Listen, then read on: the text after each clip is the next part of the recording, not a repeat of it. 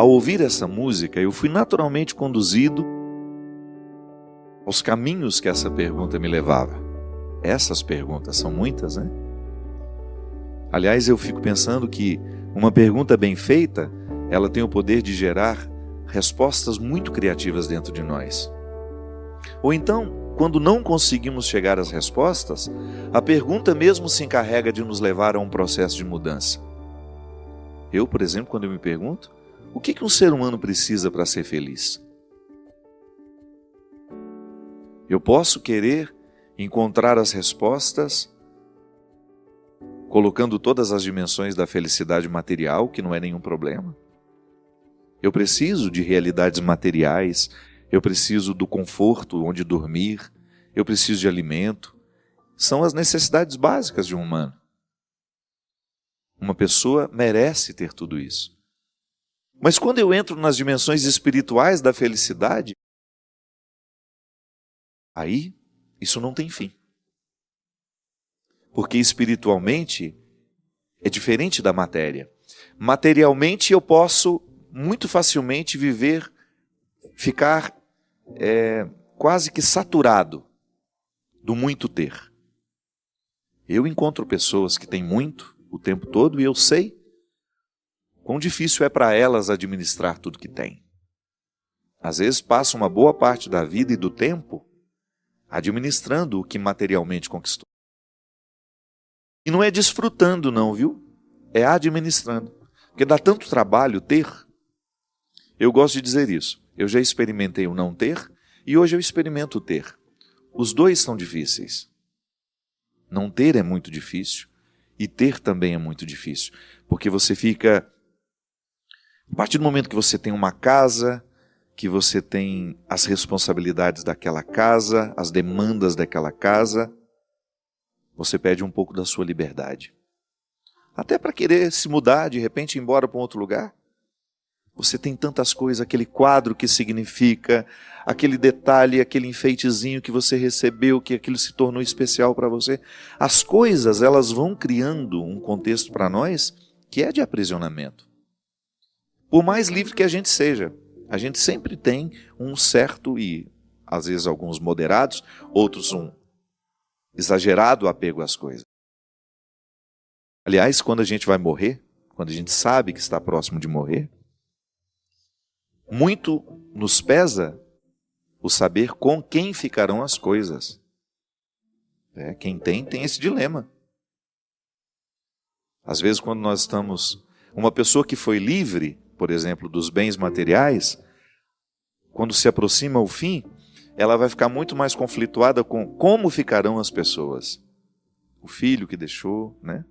Agora, quando existe um apego material, a pessoa ela fica muito mais preocupada com quem ficarão as coisas do que como ficarão as pessoas. Então, diferente da riqueza material, a riqueza espiritual ela não ocupa espaço. Pelo contrário, ela varre espaços dentro de nós. Quanto mais rica uma pessoa fica espiritualmente, mais vazia ela se sente, não no sentido de não ter significado a vida, mas mais espaço ela vai criando dentro para ela poder receber mais. Diferente dos acumuladores. Você já viu aqueles programas que passam mostrando os acumuladores? É tão triste aquilo, né? Você pode olhar e fazer o seu julgamento. Como é que uma pessoa consegue viver num ambiente tão acumulado? Num ambiente tão saturado de objetos materiais? Pois é uma doença, é um desequilíbrio. Aquele é o ponto alto de um apego exacerbado à matéria. Mas há pessoas que procuram na matéria essa felicidade. Extrapola aquilo que é necessário para nós. Sim, a felicidade, ela comporta também dimensões materiais da vida. Mas não se engane. Depois de ter o que é material, se não há um significado espiritual para aquilo que se tem, vira prisão para nós. Você vai viver para administrar o que você construiu, não para desfrutar. E é muito triste viver para administrar. Em uma linguagem um pouco mais tosca, me permita, Às vezes a gente vê pessoas que são como cães amarrados nos bens que têm. Alguém se aproxima e já faz. Não é assim? Vive ali para vigiar. O carro não pode ter um arranhãozinho. Se ele perceber que tem um arranhão, ele já não dorme à noite. Ele já quer no outro dia e resolver aquele problema. É um apego exagerado. Faz a felicidade depender de tudo aquilo que é material. Aí você chega um momento que você até precisa perguntar, né? Quem é de quem? É o carro que é meu ou eu que sou do carro? Sim, a felicidade comporta necessidades materiais. É muito bom a gente ter. Mas o ter, se ele não estiver revestido de realidades espirituais, de significados espirituais, torna-se apenas um fardo. Padre Ayrton Freire, um homem que eu admiro muito, que vive um desapego que eu admiro, que me inspira, ele disse uma vez para mim assim: as coisas não nos tornam mais ricos, as coisas só nos tornam mais pesados. E ele tem razão. Porque é o ter sem espiritualidade. É o ter sem significado espiritual. Porque eu posso muito bem revestir o que a vida me deu através do meu trabalho de significados espirituais.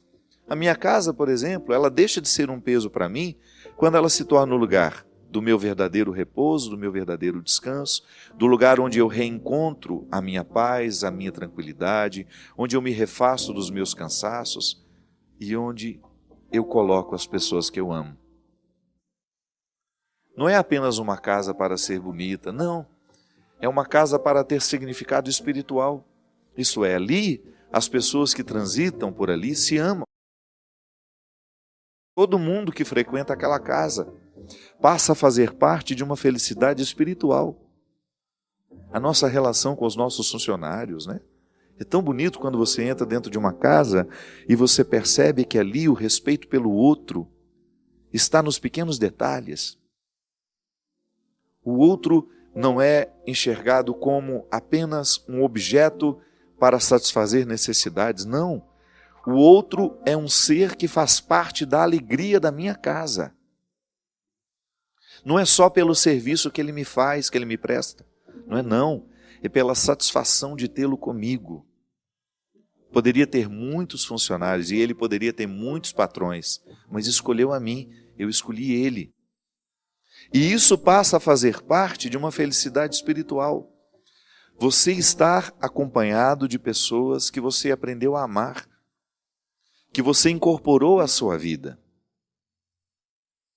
Eu fico pensando, minha gente, que quando nós entramos nessa dinâmica de espiritualizar as realidades materiais, isto é, dar um significado que ultrapassa isso aqui que nós podemos encostar,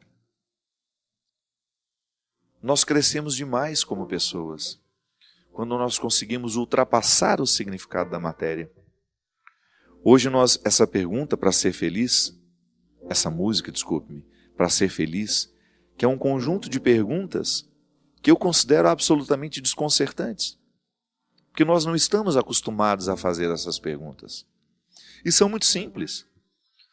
Volto a dizer, eu levei um tempo para gravar. E agora está aqui no CD Clareou, que hoje nós estamos mostrando em primeira mão, que é um CD que marca um tempo muito especial da minha vida, 2016. Na verdade, ele começou a nascer em mim em 2015. 2015 e 2016 foram 2 anos muito difíceis para mim. De muitas perdas, de muitos sofrimentos. E como eu não gosto de reclamar da vida, eu não acho que é justo a gente reclamar da vida. A vida continua não me devendo nada. A vida continua sendo maravilhosa para mim, generosa, apesar de todos os sofrimentos que eu tenho para enfrentar. Então eu gosto de devolver o meu sofrimento de forma bonita. Então acho que para mim hoje é o CD mais bonito que eu já fiz até hoje, por ser ele tão verdadeiro, tão cheio de perguntas que eu considero importantes para nós hoje. Você que já me conhece há muito tempo sabe exatamente que eu não consigo pregar o Evangelho sem falar da nossa vida. Não faz sentido. Se a gente quiser ser cristão, nós temos que mergulhar no contexto das nossas escolhas, nós temos que refletir o jeito como nós vivemos, porque senão o nosso cristianismo, ele não atinge os seus efeitos. Um bom cristão é aquele que todos os dias antes de dormir faz o seu exame de consciência, como eu tantas vezes já disse aqui, que é aquele exercício que a minha mãe me ensinou, de passar a limpo a vida que eu estou vivendo. Pensar quais foram as palavras que hoje eu disse que puderam ter ofendido alguém, que eu escrevi. O que eu fiz hoje que possa ter magoado, machucado alguém? Qual foi o meu gesto de intolerância ou o meu gesto de falta de caridade? E também aquilo que foi bom. O meu exame de consciência me coloca diante de mim. Não é o outro que me faz perguntas, sou eu mesmo que me faço. O que eu estou precisando mudar na minha vida, na minha história?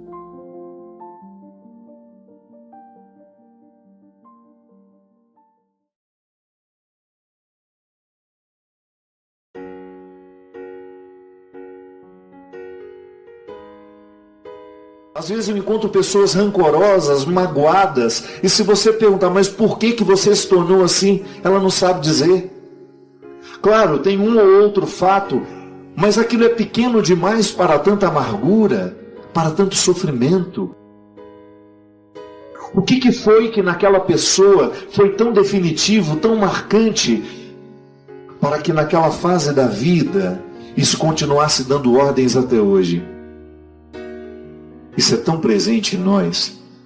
E eu acredito que à medida que eu vou falando, você vai acompanhando comigo e você vai fazendo uma leitura da sua vida. Quantas inseguranças de hoje você não consegue entender? Guardar rancores, guardar ressentimentos, é você declarar-se na condição de um baú de lixos, onde tudo que não presta continua ali, porque nunca se joga fora. Tome a decisão favorável de corrigir aquilo que dentro de você ainda é rancoroso. A história difícil que você teve com seu pai, com sua mãe.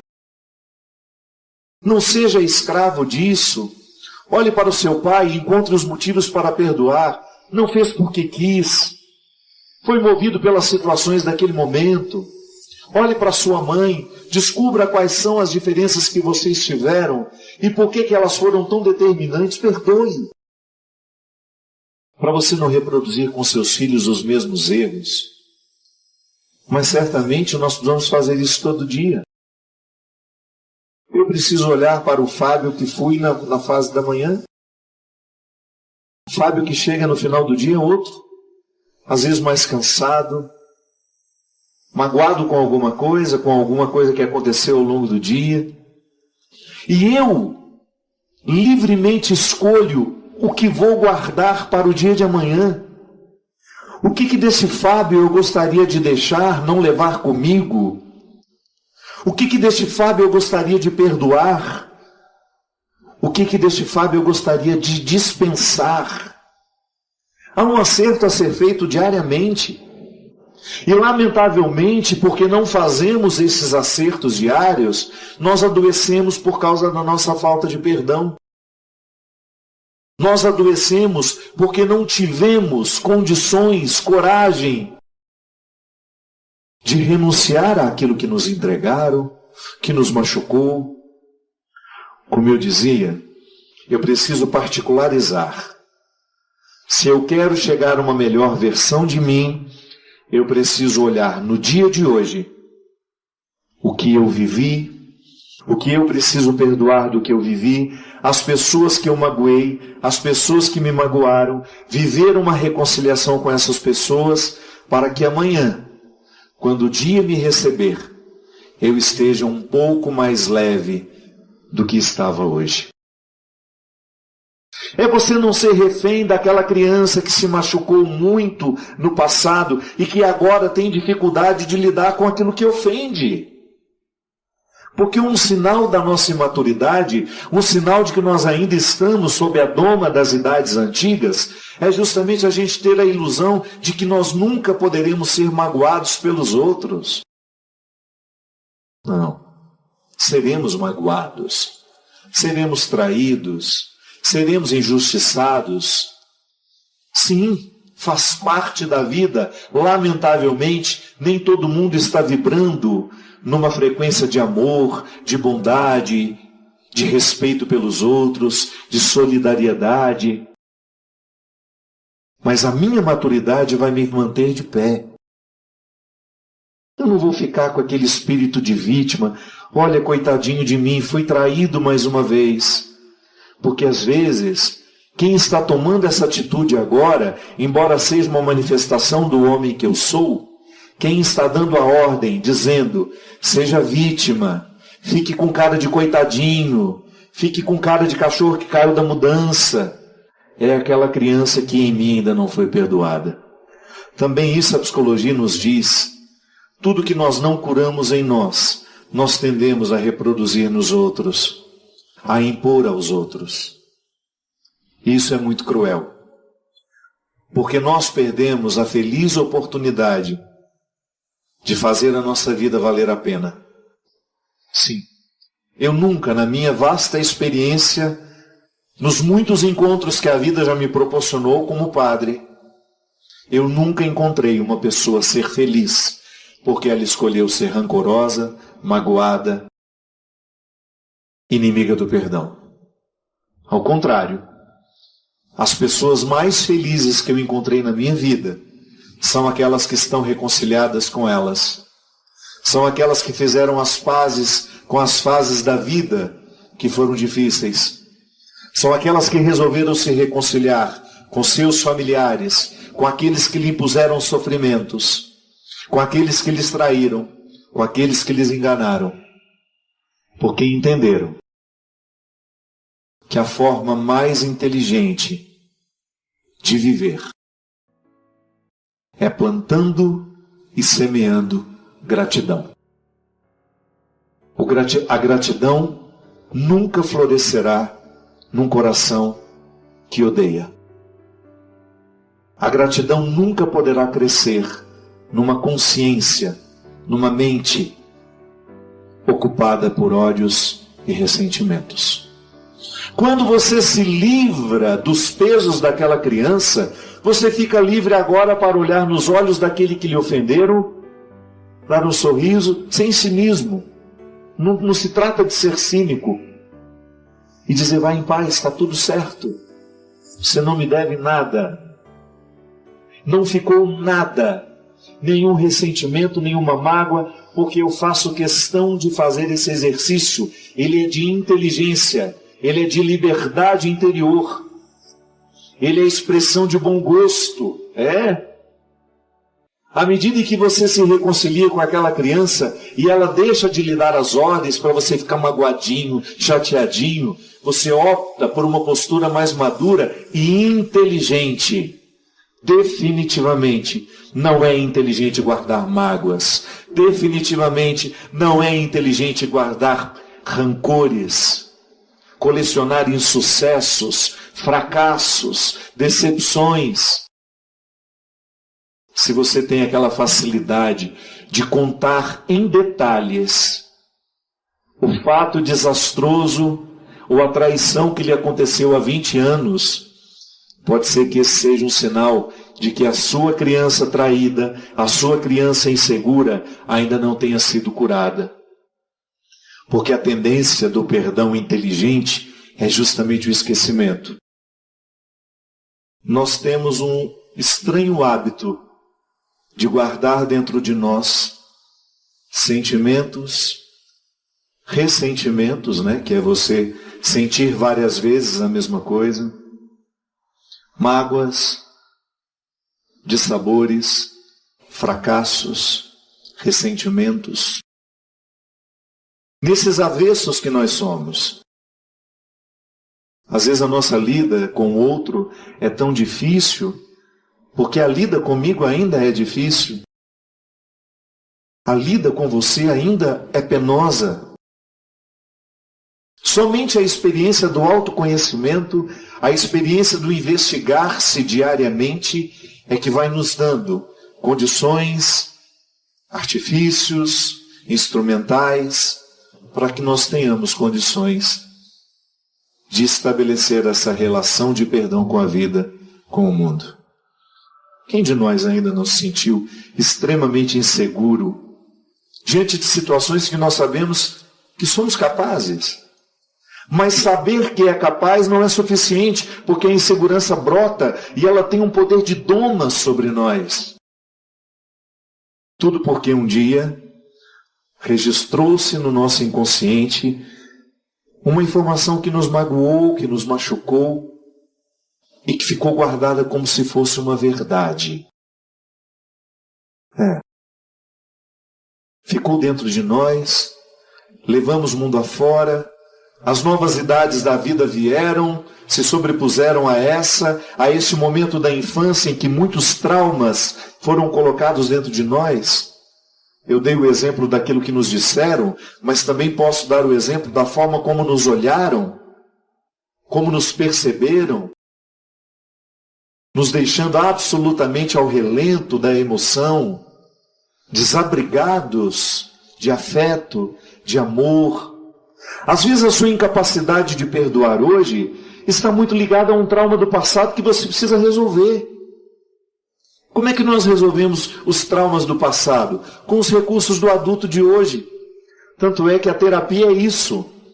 É você pegar pela mão e conduzir por meio da conversa. Aí não sei qual é o método que o psicoterapeuta vai usar, mas o mais interessante é a reminiscência, que é essa capacidade que nós temos de viajar nos fatos, como se nós estivéssemos colando as peças de um grande quebra-cabeça para a compreensão de um todo. Ou, se você quiser uma outra metáfora, a oportunidade de ir ajuntando aos poucos as peças que compõem um mosaico.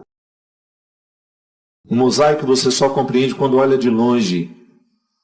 Se você se aproxima muito, você só vai ver a pequena junção das peças. O mosaico é muito mais. Quando eu vou me investigando, eu vou ajuntando essas peças do mosaico. Nossa, engraçado.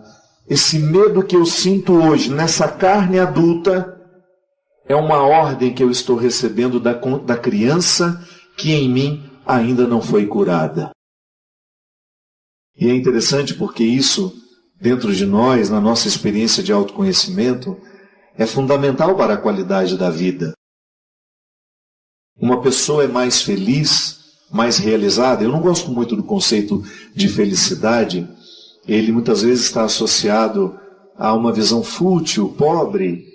Pessoa feliz é aquela que não tem problemas, é aquela que tem uma vida maravilhosa. E a gente vê essa vida maravilhosa a partir do Instagram, das redes sociais, por aquilo que ela posta. Não, esqueça isso. Compreenda a felicidade como uma satisfação particular, íntima, que lhe dá o direito de deitar a cabeça no seu travesseiro toda noite e dormir sabendo que você foi quem você poderia ter sido. Até mesmo porque para você identificar o que você está vendo de fora, você precisa, num primeiro momento, enxergar a sua forma de ver o mundo. O mundo tem um filtro que eu coloco nos meus olhos. Então, toda vez que eu quiser interpretar uma grande realidade que está fora de mim, inevitavelmente eu sou jogado para dentro da minha história. É a oportunidade que eu vou ter de entrar nos quartos escuros dessa casa que eu sou. Eu gosto muito dessa metáfora. Eu sou uma casa. E há cômodos da minha história que o adulto nunca mais entrou. Perdoar é uma experiência de voltar para dentro de si e investigar-se. E também na psicologia, com a psicologia nós aprendemos que o inconsciente, este lugar que seria o HD das nossas memórias emocionais, ele não é conhecido por nós, não é facilmente acessível. Acessar o inconsciente requer muitas técnicas, é difícil, mas o tempo todo ele nos manda recados, porque ele está atuante.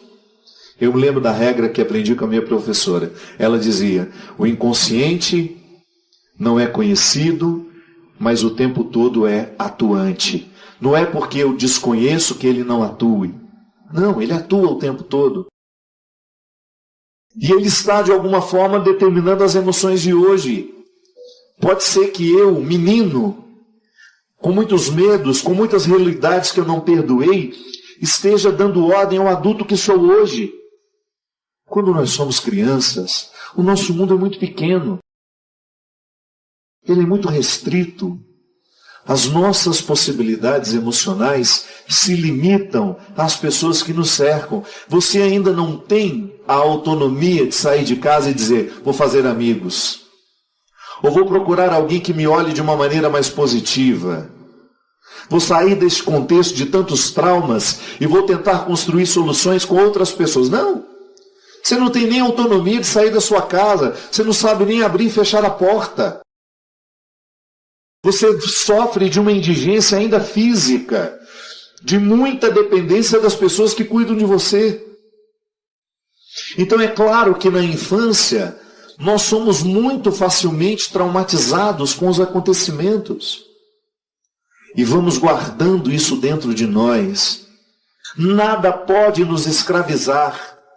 Muitas vezes o adulto de hoje não é capaz de tomar decisões favoráveis porque nós ainda temos algumas fases que não foram curadas. Muitas vezes o adulto de hoje não consegue viver o perdão e a reconciliação porque dentro de nós existem crianças que estão muito machucadas e feridas. E não é inteligente manter essas crianças dentro de nós.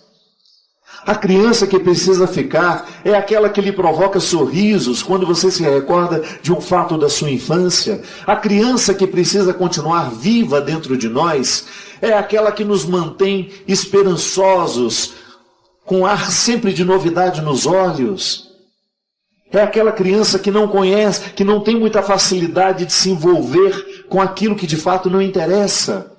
A criança tem um estado de pureza, ela só presta atenção no que de fato importa.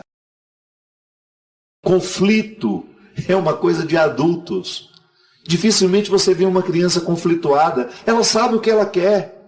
E é claro que nós não podemos dar tudo o que ela quer, mas ela sabe. Mas quando a gente é criança, nós não temos esses filtros. É por isso que é tão perigoso educar uma criança, ou ter crianças perto de nós, nos observando viver. Às vezes nós dizemos coisas horríveis, sem perceber que estamos ferindo, e aí traumatizamos muitas vezes as pessoas. Um dia, porque não tínhamos ainda esses filtros da maturidade, provocaram muitas feridas emocionais dentro de nós, nos chamando de burros, incompetentes. A gente assimilou aquela informação, ela veio de pessoas que nós amávamos, que nós admirávamos, não tínhamos os filtros para passar essa informação e desmenti-la. E registrávamos aquilo dentro de nós. Aí o tempo passou, aquela criança que era indefesa, incapaz de criar um recurso de retórica, não foi capaz de desmentir quem a traumatizou naquele momento. Aí de repente hoje, percebe em si uma sequência de inseguranças que nós não sabemos onde começa e onde termina.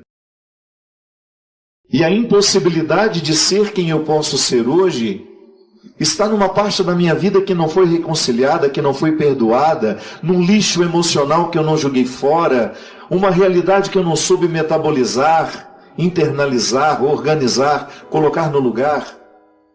Sim, em muitos momentos da minha história, a dificuldade do homem presente está associada ao menino do passado. Quando nós éramos crianças, nós não tínhamos os filtros da maturidade. A gente acreditava em tudo em que nos diziam.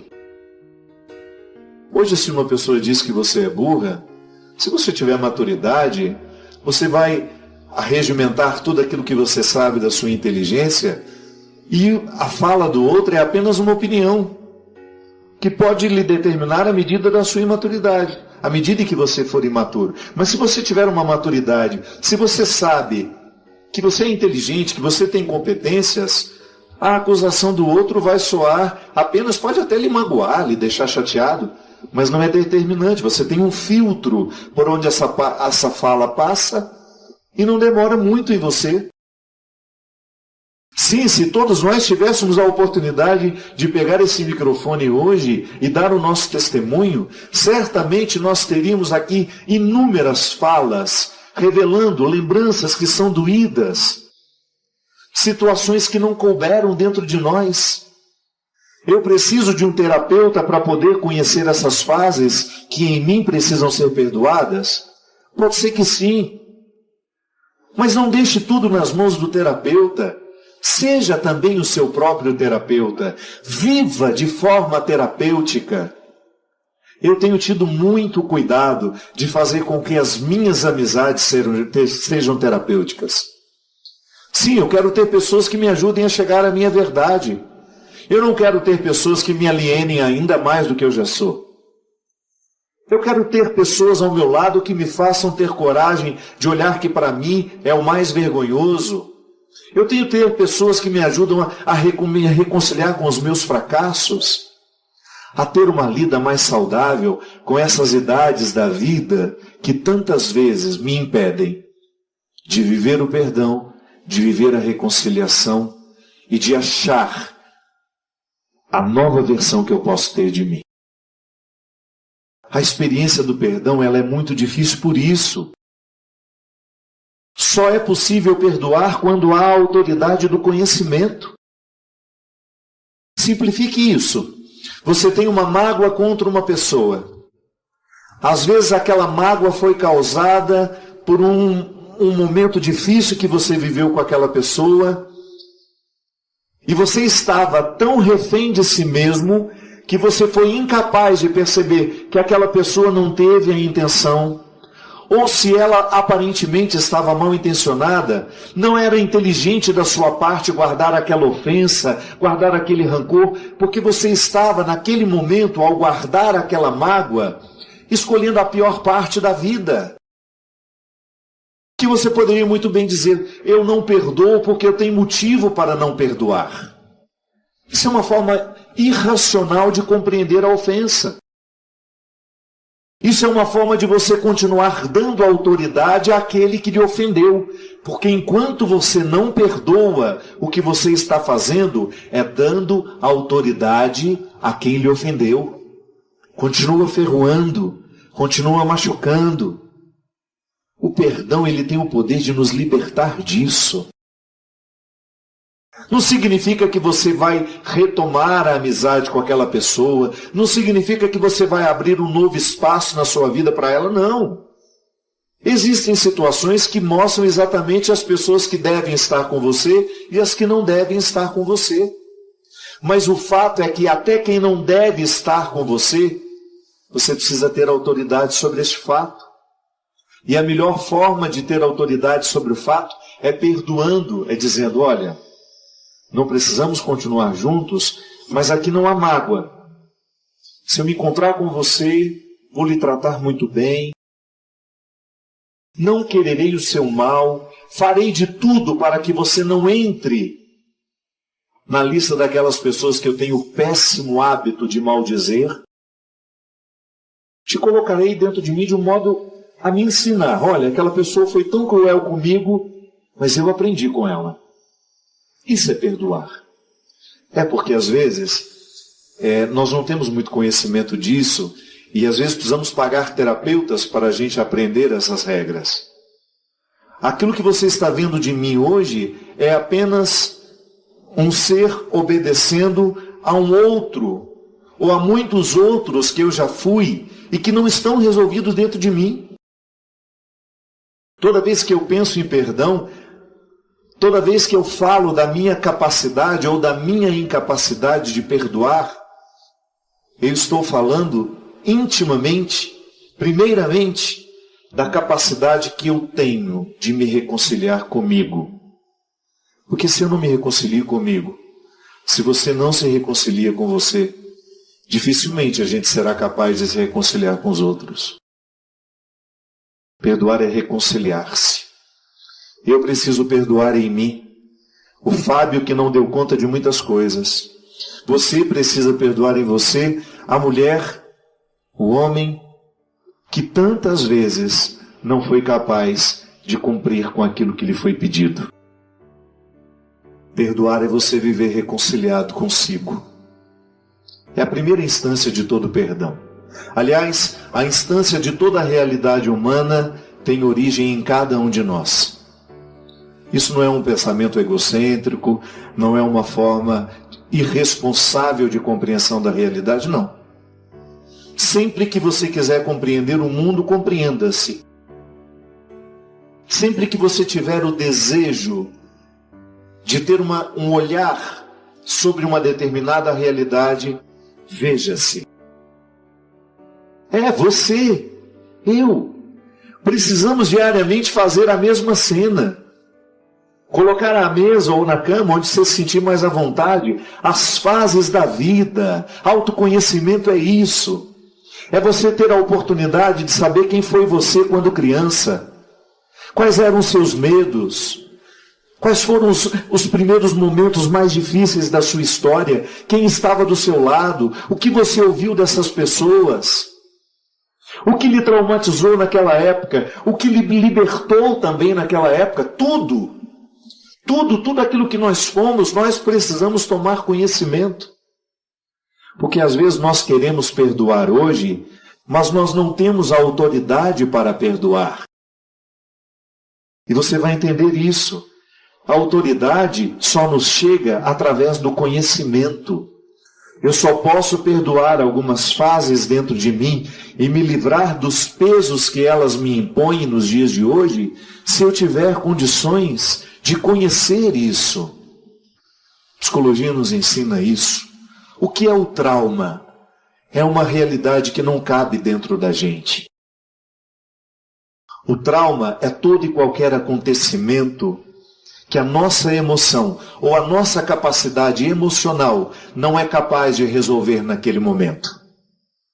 Claro que na infância, volto a dizer, por não termos os filtros da maturidade, os filtros da inteligência, do discernimento, do bom senso, nós somos muito mais facilmente traumatizados do que na vida adulta. Hoje, quando você sofre uma perda, quando você sofre uma ofensa, uma traição, você tem recursos emocionais que lhe ajudam a sair disso. Você tem amigos que vêm, lhe falam, lhe convidam a sair. Você tem os recursos da sua profissão. Você pega alguma coisa para fazer, vai ocupar a sua mente, vai tentar reconstruir o fato dentro de você e você segue. Eu sei que a fórmula não é mágica e se fosse nós não acreditaríamos nela. Eu nunca acreditei nas fórmulas mágicas. Mas essa fórmula é eficaz. Se você escolher perdoar, por mais difícil que seja, se você escolher arrancar de si, da sua mente, os sentimentos nocivos, estragados, que tantas vezes geram a sua conduta, a sua maneira de pensar, de falar e de sentir, você obterá um resultado lindo. Você chegará com muito mais facilidade a essa versão nova de si mesmo. É o que eu desejo, do fundo do meu coração. Que você continue inédita a si mesma, para si mesma, buscando no seu dia a dia pensar as realidades que ainda precisam ser perdoadas, as pessoas que ainda precisam ser reinterpretadas, para que tudo isso deixe de ser um entrave na sua realização pessoal. Eu tenho um profundo respeito pela condição humana. A mim sempre foi muito instigante ter a oportunidade de chegar ao cerne de uma pessoa. É claro que tudo aquilo que nós enxergamos de fora é apenas uma parte.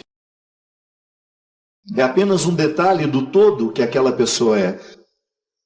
Quando nós estamos diante de uma pessoa, nós não temos ideia de tudo aquilo que fez parte da sua história, de tudo aquilo que foi metabolizado, bem vivido, esquecido, ou então colocado no lugar da memória que nos ajuda, mas também não temos ideia de quantos fracassos aquela pessoa carrega em si. Quantos sofrimentos, quantas lutas, quantas batalhas. Eu nunca tive a compreensão de destino na minha vida ou na vida de quem passa por mim. Eu sempre gosto de entender como um processo de liberdade que às vezes me aparecem com mais facilidade, mas eu tenho liberdade de escolher. Eu escolho aquilo que me faz mal, eu escolho aquilo que me faz bem. E o destino a gente vai construindo assim, Adriana. A gente não tem controle de tudo, mas a gente sabe que quanto mais conscientes a gente estiver, quanto mais a nossa intuição estiver aberta, e isso é um fruto da espiritualidade, você ter a sua intuição mais dilatada, nós chamamos isso de estado de presença, né? Que é quando você está de fato onde você está. Você tem a percepção das pessoas. Você consegue saber se aquela pessoa é do bem ou não, se aquilo é bom para você ou não. Então esse estado de alerta é o primeiro passo para que as nossas escolhas sejam mais favoráveis. Então eu acho que viver é sempre escolha. Não tenho o controle do que eu escolho, mas eu faço de tudo para escolher bem, porque eu sei que quando eu escolho bem, o retorno disso é mais favorável. Quanto mais a gente vai se compreendendo, mais a gente vai se tornando livre, inclusive para chegar à conclusão de que levar este peso não é inteligente. Por que às vezes é tão difícil você convencer uma pessoa de jogar o rancor fora? Porque a pessoa que precisa decidir ainda não é a adulta de hoje que a gente pode enxergar. Quem precisa ser convencida é a menina que um dia foi machucada, que um dia foi magoada, que um dia foi abandonada, que um dia foi traída. Sim, são as fases da nossa vida que nós precisamos mergulhar nas águas do perdão.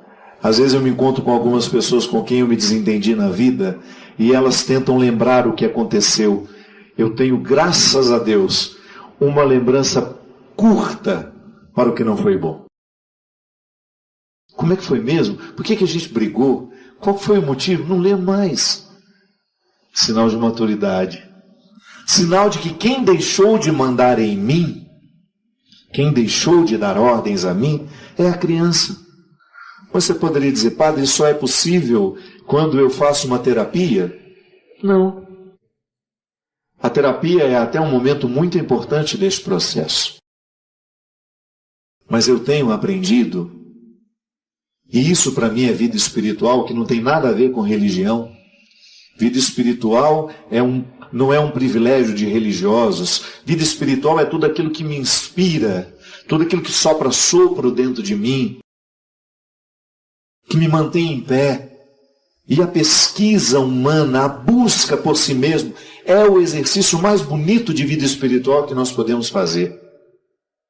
Toda vez que eu tento me conhecer, toda vez que eu tento me investigar, que eu passo essas fases da vida tentando entender, como é que eu faço isso? Conversando com a minha mãe, conversando com meu pai, com os meus irmãos mais velhos, com quem me viu numa fase em que eu não era ainda capaz de me ver. Quando o processo é muito inconsciente, às vezes a pessoa não sabe que ela está fazendo isso. Às vezes aquela dificuldade que nós conseguimos identificar hoje, como eu disse no início, eu olho para você e eu vejo a mulher que você se tornou, mas eu não faço ideia de quem lhe comanda. Quando eu tenho uma parte de mim que não foi devidamente curada pelo perdão, quando eu não me reconciliei com isso, eu tendo a ser muito domado por isso. E às vezes isso é uma forma que já se tornou consciente. Então a pessoa sabe que ela se sente assim e ela achou confortável se sentir assim. Porque daquela forma ela consegue chamar a atenção das pessoas. Requer perda, né? Requer saber perder. Então tá bom, eu vou abrir mão desse coitadinho que eu sou, desse menino que o tempo todo está chorando, pedindo atenção. Consequentemente, fico mais na necessidade de agir, de tomar decisões. Essa semana, Adriana, eu estava falando, não tem muito a ver, mas eu vou trazer porque é uma forma de explicitar o quanto muitas vezes nós somos comandados pela criança que somos. Eu digo que eu tenho um profundo amor por arquitetura. Eu amo uma casa bonita, eu amo uma igreja bonita, um teatro bonito. Mas eu comecei a observar que quando nós adultos sentamos com os arquitetos para fazer um projeto da nossa casa, quem senta com eles geralmente são as crianças carentes que ainda somos, que precisam de muitos metros quadrados para se sentir bem na vida. E eles nadam de braçada, porque aí constroem casas enormes que vão nos dar uma manutenção terrível e a gente vai usar alguns poucos metros quadrados daquele ambiente. Mas na verdade a casa muito grande, a casas com portas enormes, com salas imensas que dá para abrigar 70 famílias lá dentro, é um pouco fruto da decisão da criança imatura que está dentro de nós. Porque se eu estivesse, claro, eu posso muito bem ser livre e querer uma casa grande. Mas aí é o adulto que está decidindo. Não é a criança carente que nunca teve nada e que agora tem, que precisa mostrar para os outros que ela é poderosa, que ela subiu na vida, que ela venceu a pobreza. Não, é disso que eu estou dizendo. Um trabalho que a gente precisa fazer com muitos, e eu faço isso comigo o tempo todo, e muitas pessoas que me procuram para uma direção espiritual, é isso. Tenha coragem de reconhecer em você aquilo que é cômodo manter. Há pessoas, eu acho que quem nos assiste sabe muito bem do que nós estamos falando, descobriu o estado de vítima como um lugar confortável, porque é a partir daquele estado de vítima que ela chama a atenção das pessoas. Mas isso não é viver, isso é semi-vida. Viver é você ficar livre disso. Inclusive para, no momento se você quiser fazer um charme, chamar a atenção de alguém, você está livre e consciente disso. Olha, eu vou fazer um charminho aqui para chamar a atenção do meu marido hoje, ou do meu namorado, da minha namorada. É livre até mesmo para decidir isso. Mas quando isso é um processo inconsciente, é muito sofrimento, porque a pessoa tem aquela postura e não sabe exatamente como fazer para mudá-la. Então nós, na experiência de perdoar e sermos perdoados, eu não tenho dúvida, quem perdoa, embora a voz seja do homem de hoje, quem está de fato perdoando é a criança que em mim ainda tem necessidade de chamar atenção para as suas dores, para os seus traumas, para os seus sofrimentos.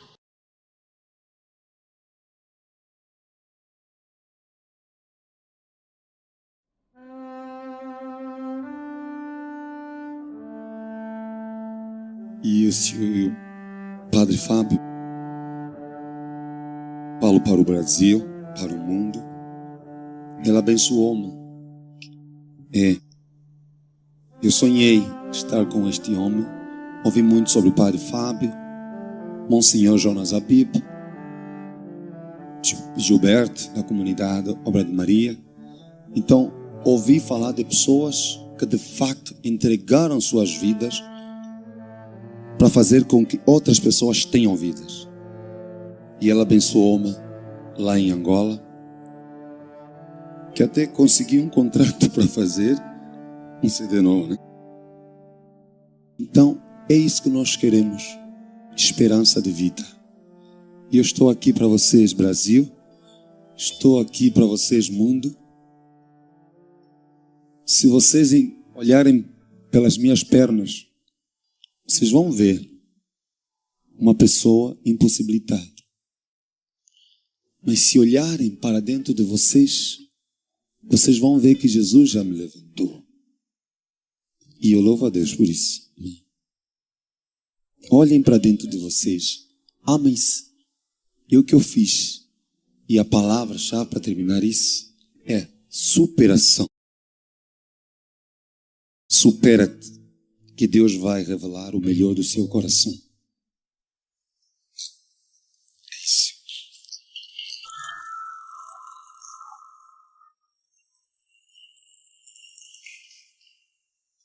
Eu posso ir muito além de onde estou. Vou nas asas do Senhor, o teu amor é o que me conduz. Posso voar e subir sem me cansar, ir pra frente sem me fatigar.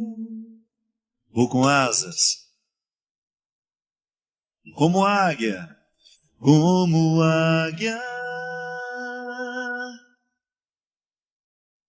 pois confio no Senhor.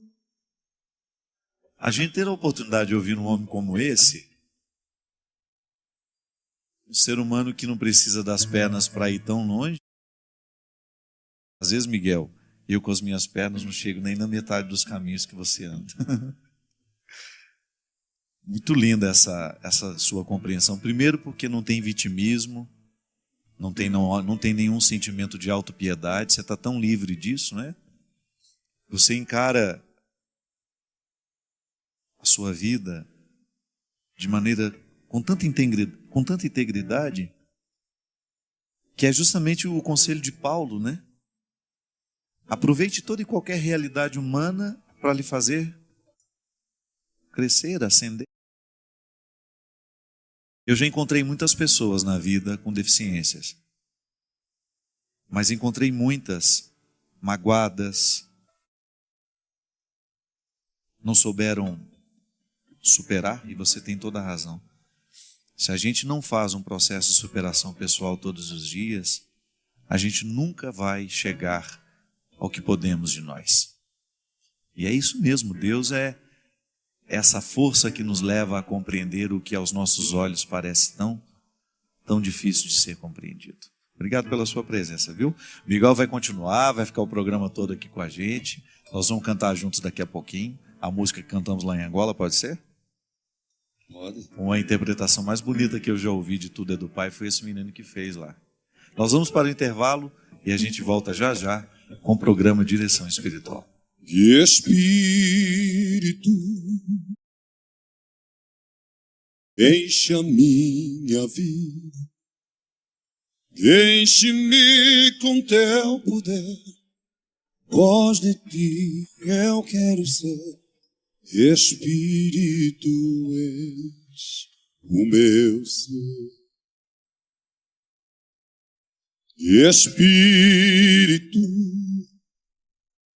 enche a minha vida, enche-me com teu poder, voz de ti eu quero ser. Espírito, enche o meu ser. As minhas mãos eu quero levantar e em louvor te adorar. O meu coração eu quero derramar diante do teu altar. As minhas mãos eu quero levantar e em louvor te adorar. O meu coração eu quero derramar diante do teu altar. As minhas mãos eu quero levantar e em louvor te adorar. Meu coração eu quero derramar diante do teu altar.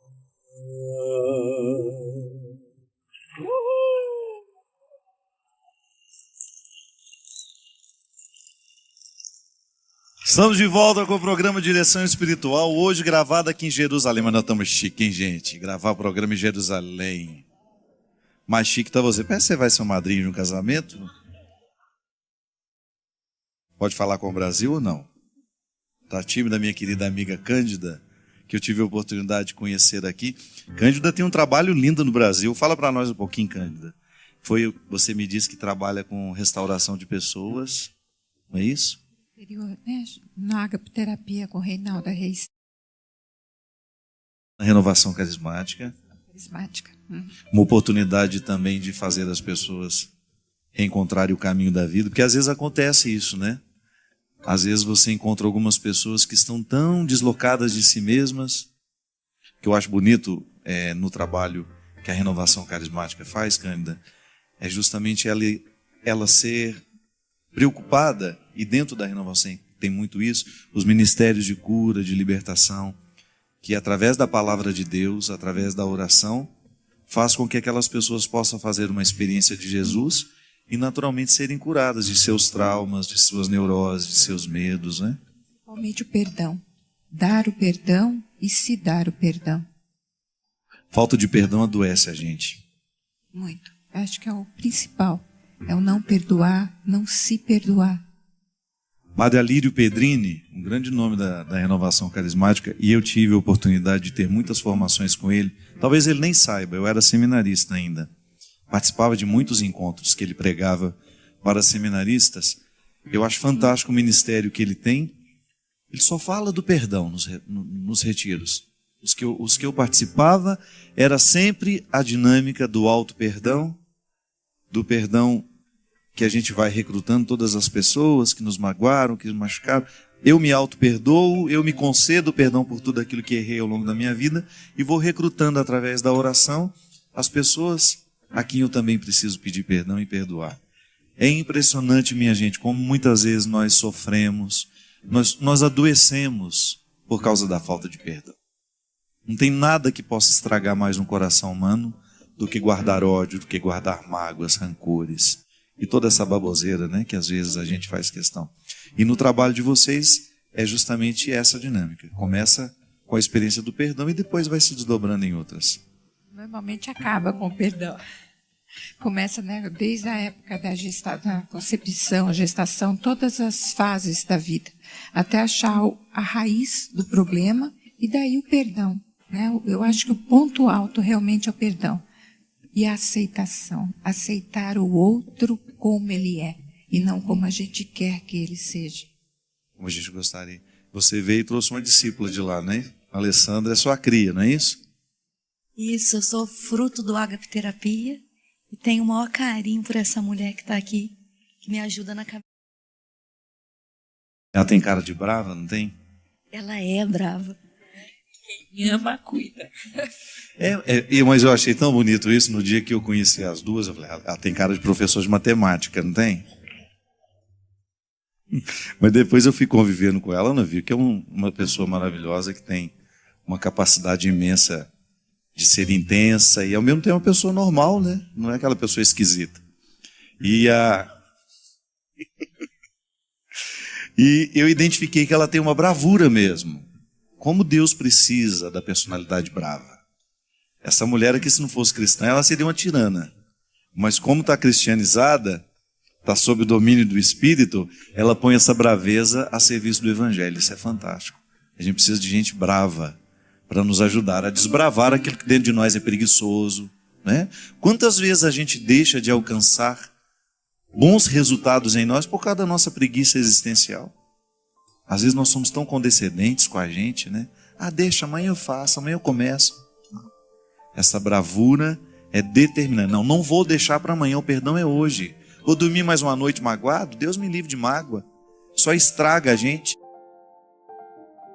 Para nós, eu sempre digo isso. Às vezes as pessoas ficam pensando que a nossa prática cristã é para agradar a Deus. Minha gente, o primeiro beneficiado disso somos nós. Quando eu me converto ao Evangelho, eu sou o primeiro beneficiado, porque o Evangelho só me faz bem. Eu nunca encontrei uma pessoa que fez uma verdadeira experiência do Evangelho que tenha sido prejudicado por ele. A não ser que seja um Evangelho desvirtuado.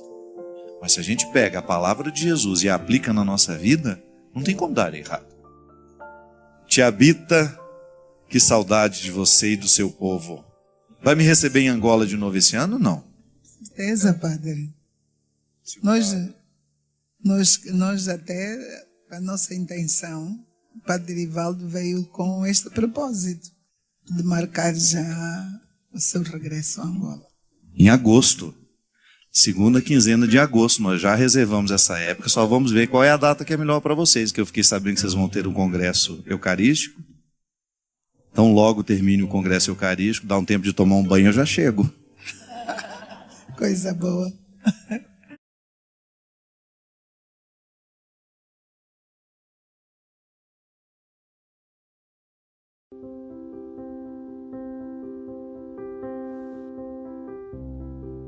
O que é muitas vezes uma dificuldade no nosso discurso é que durante muito tempo a gente associou a santidade com a perfeição. Perfeitos nós não podemos ser, mas santos nós podemos ser sim. A perfeição, minha gente, é quando...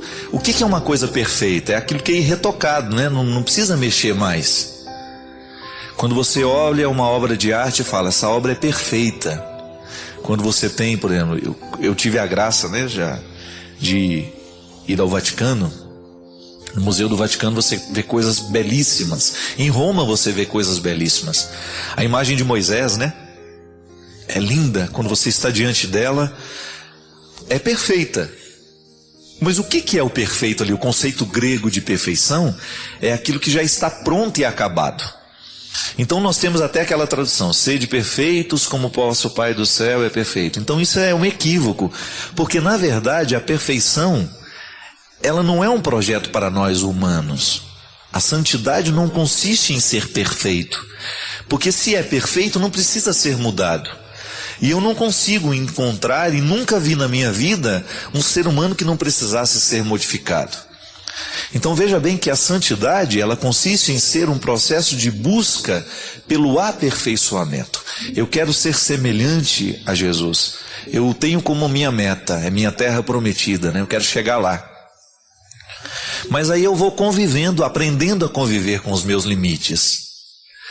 Ser santo não significa não ter pecado mais não, mas significa ter os pecados sob controle. Ser santo significa ter consciência da fragilidade. Um livro que eu recomendo, me fez muito bem quando eu li, né? Do Anselmo Grum, O Céu Começa em Você. Já leu esse livro? É lindo, lindo, lindo, lindo. Anselmo Grum trabalha de maneira muito bonita essa espiritualidade que começa no chão mesmo, na realidade humana. Então eu vivo o meu processo de santidade trabalhando o que é frágil na minha humanidade, tomando posse disso, né? Eu começo a administrar o que é frágil em mim, para que aquilo que é frágil em mim não venha me administrar. Isso é santidade, é a gente viver na consciência de que nós podemos ser melhores. Então eu começo a observar o que eu sinto. Será que o sentimento que eu tenho pelo outro é santo? Será que o meu sentimento acorrenta ou faz livre? Isso é ser santo. É você viver na consciência e na busca constante de não permitir que as coisas ruins, que aquilo que é pecaminoso venha tomar conta de você. A busca pela santidade é para todos nós por causa disso, porque nenhum de nós está fora deste processo. Alguns mais adiantados, outros menos, né? Quanto mais a gente acelera o processo da bondade em nós, a nossa opção pelas coisas boas, mais a gente acelera esse processo de santidade. E é interessante a gente descobrir que eu não preciso ser perfeito para ser santo. Mesmo porque quando eu me considero perfeito, Deus já deixou de ter chance comigo. Deus não pode agir num coração que se sente perfeito. Porque se está perfeito, está acabado, está pronto. Não pode ser mexido. Agora, eu não estou perfeito e não quero ser perfeito, porque perfeito é uma coisa muito chata. Se conviver com uma pessoa que tem, como é que chama aquilo? Complexo, né? Não, é outro nome, não é complexo. Essas neuras, né? Pela perfeição, né? Tira um negócio assim, ela já não consegue nem ficar assim. Eu me lembro que tinha uma amiga minha que se tivesse alguma coisa torto na sala, ela ficava torta também, né? Do mesmo jeito que o quadro. Então, enquanto ela não levantava, não arrumava aquele quadro, ela não se sentia bem, né? O Anderson, um amigo meu, ele é baterista lá, baixista da banda Shalom do Pai, dos meninos lá de Guarabira que tocaram muito tempo comigo. E uma vez eu viajei com ele no avião, né? Tava a banda toda indo. Aí eu percebi que tudo ele colocava no meio. Um negócio assim a travezinha, né? Da mesinha do avião. Se não tivesse no meio, ele não ficava também. Ele ficava meio torto igual um negócio. E aí a gente começou a falar sobre isso no voo. E ele estava me confessando que tudo para ele tem que estar no meiozinho, arrumadinho. Eu achei aquilo interessante porque isso é um reflexo da alma da gente, né? Quantas vezes você vive essas neuroses nas matérias, né? Nas coisas materiais, mas essa neurose existe dentro de nós também. E é muito ruim quando a gente se transforma numa pessoa que fica exigindo perfeição o tempo todo. A gente impede muitas vezes as pessoas de serem elas mesmas por causa disso. E na verdade é um jeito de querer consertar o que a gente é, né? Só que a gente quer consertar primeiro no outro, né? Porque isso é muito interessante, né? O que você mais rejeita no outro costuma ser aquilo que você mais rejeita em você mesmo. Então é uma luta. E santidade consiste em você tomar consciência disso. Eu não posso, eu não tenho o direito de fazer mal ao processo do outro, eu não tenho o direito de fazer mal ao meu processo. A luta pela santidade consiste em nós buscarmos clarear as nossas intenções. Vamos deixar claro para nós mesmos o que é que eu preciso fazer. É ter essa consciência, é saber perder, é saber ganhar, né? É saber administrar a vida. Isso é santidade, minha gente. É nós amanhecermos todos os dias com desejo. Hoje eu quero fazer o bem. Hoje eu quero fazer o pacto com a verdade. Hoje eu quero fazer o pacto com a justiça. E eu quero promover essa justiça, essa verdade nas pequenas coisas. Hoje eu quero ser amigo dos outros. Eu não quero difamar ninguém. Eu não quero aumentar o peso das coisas ruins. Tudo isso é santidade. Mas isso não é perfeição. Padre Fábio, estou com um grande problema. Meu marido está muito envolvido com a internet, através de conversas pornográficas. Ele diz que não tem nada a ver, mas eu não posso me conformar com isso. Sabe, padre, sou coordenadora do meu grupo de oração e do meu regional, e exerço o ministério de oração por cura e libertação, e tenho medo de descobrir que ele está me traindo. O que eu faço? Minha filha, a primeira coisa que você precisa estabelecer as regras, né? Eu acho que num casamento é preciso ter regras. Casou? Ninguém obrigou você a casar. Não é verdade? Nunca vi uma noiva subir amarrada no altar. Você já? Às vezes vai amarrada por dentro, né? A gente não sabe, né? Mas pelo menos por fora. Não pode ser. A partir do meu casamento é contrato. Olha, nós temos regras aqui dentro de casa. E eu fico assim assustado de ver, né, o quanto que a internet está se transformando num problema mesmo dentro das famílias. Gente, é impressionante o que existe de pornografia disponível na internet. É impressionante o quanto de pessoas, o número de pessoas que estão viciadas nisso. E quando eu falo de pornografia, eu estou falando de todo tipo de contato virtual que tem aí. As pessoas ficam amigas, elas se casam, elas fazem sexo através da internet. É uma coisa absurda. Isso é traição? É traição, porque o tempo que o marido está ali diante de um computador, e às vezes eu encontro histórias, gente, de homem que fica 5, 6 horas diante da tela de um computador, batendo papo com mocinhas que nunca viu na vida. Pelo amor de Deus, esse é o tempo que você poderia estar cultivando com coisas boas, com sua família, com pessoas de verdade, né? Qual que é o grande problema da internet? Quando ela substitui as relações reais. Quando nós começamos a trazer para dentro da nossa cabeça um contexto absolutamente destrutivo. E eu já falei disso daqui. Nós temos que tomar muito cuidado quando isso vai virando um vício. O tal do MSN, o tal do Orkut, meu Deus do céu, há pessoas que passam boa parte do tempo em torno disso. Não fazem outra coisa. Então preciso tomar cuidado. A internet tem que ser para nós um lugar de pesquisa.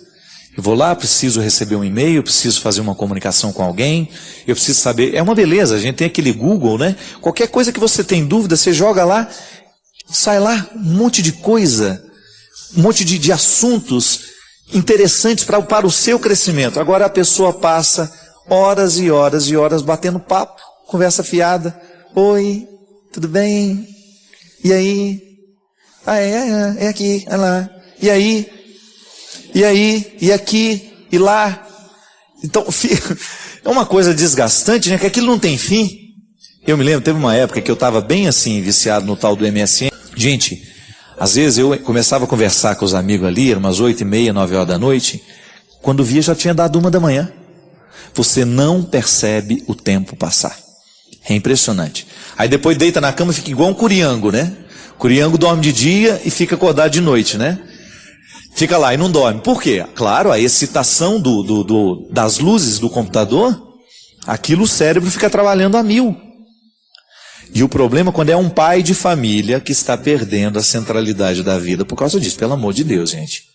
Nós vamos tomar muito cuidado, senão nós vamos ficar adolescentes a vida inteira. Um dos grandes problemas que eu vejo, sobretudo nos homens hoje, é esta adolescência prolongada. Síndrome de Peter Pan, né? Que não quer crescer. O garotinho a vida inteira. Pelo amor de Deus, minha gente. Essa vida requer seriedade. E hoje, cada vez mais a gente descobre isso, são as estatísticas. As pessoas estão muito pouco preparadas para a vida, do ponto de vista afetivo, do ponto de vista profissional. O despreparo hoje é muito grande. Por quê? Se você vai ver, o nosso tempo é ocupado com bobagens. Começa a fazer uma proposta de vida saudável para você, hábitos saudáveis. Nós precisamos disso. Começar a controlar um pouquinho até o tempo da internet na sua vida, porque senão daqui a pouco você está em torno disso e você não faz outra coisa. Você não estuda, você não trabalha, você não convive. Então, se o seu marido vive esse problema, coloca as cartas na mesa. Precisa olhar nos olhos dele e dizer, olha, eu não vou tolerar isso mais. Que a partir do momento que ele está trazendo essa pornografia para dentro da sua casa, está abrindo a possibilidade também para que os seus filhos tenham contato com isso. E volta, é aquilo que a gente estava dizendo antes, perde a autoridade, gente. Se o filho descobre que o pai faz isso, fica muito difícil de pedir que o filho não faça. Padre Fábio, estou com um grande problema. Meu marido está muito envolvido com a internet, através de conversas pornográficas. Ele diz que não tem nada a ver, mas eu não posso me conformar com isso. Sabe, padre, sou coordenadora do meu grupo de oração e do meu regional, e exerço o ministério de oração por cura e libertação, e tenho medo de descobrir que ele está me traindo. O que eu faço? Minha filha, a primeira coisa que você precisa estabelecer as regras, né? Eu acho que num casamento é preciso ter regras. Casou? Ninguém obrigou você a casar. Não é verdade? Nunca vi uma noiva subir amarrada no altar. Você já? Às vezes vai amarrada por dentro, né? A gente não sabe, né? Mas pelo menos por fora. Não pode ser. A partir do meu casamento é contrato. Olha, nós temos regras aqui dentro de casa.